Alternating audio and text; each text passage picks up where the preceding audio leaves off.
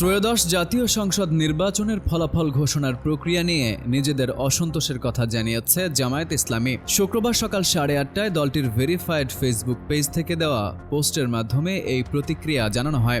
এতে বলা হয়, প্রিয় দেশবাসী, সারাদিন অত্যন্ত ইতিবাচক এবং শান্তিপূর্ণ পরিবেশে বিপুল সংখ্যায় ভোট প্রদান করার জন্য আমরা আপনাদের প্রতি আন্তরিক কৃতজ্ঞতা প্রকাশ করছি। তবে নির্বাচনের ফলাফল ঘোষণার প্রক্রিয়া নিয়ে আমরা সন্তুষ্ট নই। এ নিয়ে জামায়াতের পক্ষ থেকে প্রশ্ন তুলে বলা হয়, বিভিন্ন আসনে 11 দলীয় জোটের প্রার্থীদের অল্প ব্যবধানে ও সন্দেহজনকভাবে পরাজিত হওয়া, বেসরকারি ফলাফল ঘোষণায় বারবার অসঙ্গতি ও গড়মিল, নির্বাচন কমিশনের ভোটার উপস্থিতির হার প্রকাশে অনীহা এবং প্রশাসনের একটি বড় অংশের একটি দলের প্রতি পক্ষপাতিত্বের ইঙ্গিত, এসব বিষয় ফলাফল প্রক্রিয়ার স্বচ্ছতাকে প্রশ্নবিদ্ধ করেছে।